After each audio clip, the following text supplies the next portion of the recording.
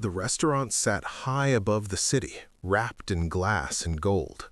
Soft amber lights reflected off marble floors, and the air carried the muted confidence of people who believed the world bent for them. At the center table sat Faisal al-Rashid, a Saudi billionaire dressed in an immaculate white thobe, gold-trimmed bisht resting on his shoulders.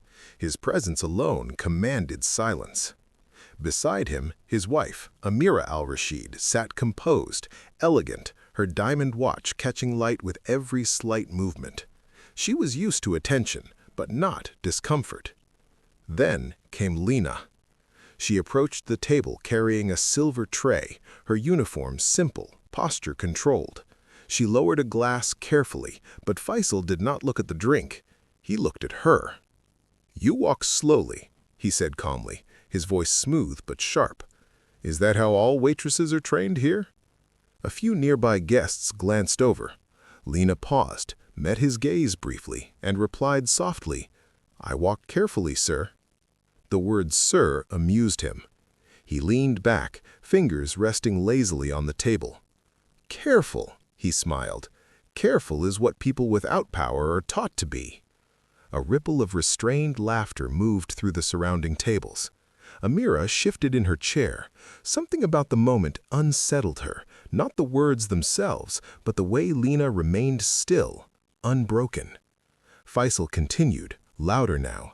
"You should be grateful to serve people like us. This table alone is worth more than your entire future." Lena did not argue. Instead, she gently adjusted the glass, a small motion, deliberate, and said, "Then I'll make sure nothing spills." That was when Faisal noticed it. Her calm. Not fear, not embarrassment. Control. As Lena turned to leave, Amira caught her expression, focused, observant, not defeated.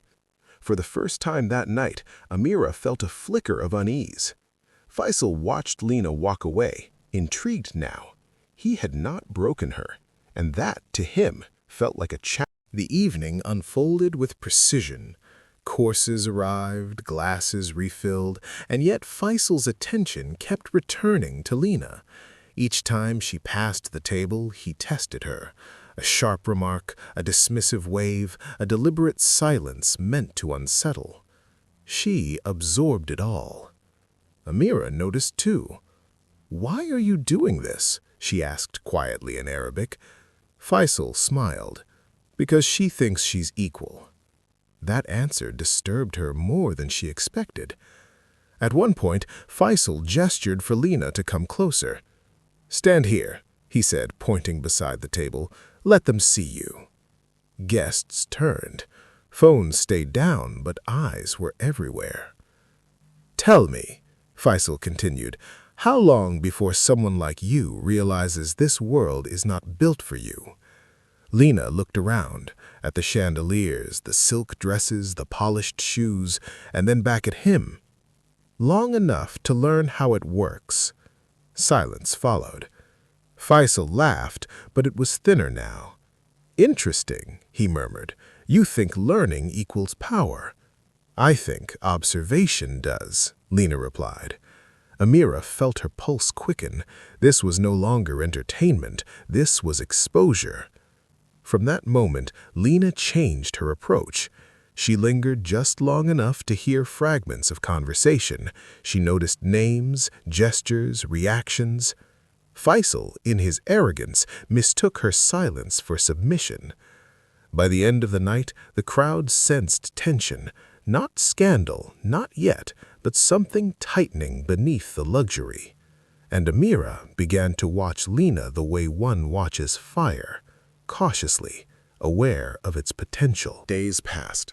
Faisal returned to the restaurant again, not for the food, but for the control. Each visit he pushed further. Each visit, Lena remained composed. Until she didn't. One evening, as Faisal criticized her in front of guests, Lena gently placed a receipt on the table. "You requested discretion," she said quietly. "I've respected that." Faisal froze. Amira leaned forward. "What does she mean?" Lena met Amira's eyes this time. Nothing inappropriate, madam, just patterns, preferences, conversations overheard. The room felt colder. Faisal laughed sharply. You think notes make you dangerous? No, Lena replied. They make me prepared. That night, Amira confronted her husband. Rumors had begun circulating, whispers about investments, about behavior, about arrogance crossing into recklessness. For the first time, Faisal felt eyes not admiring him, but measuring him. Lena had not attacked. She had shifted the balance. The final confrontation came quietly. No shouting, no spectacle. Just truth. Amira requested Lena's presence privately, not as a waitress, but as a woman. I saw you, Amira said, from the beginning.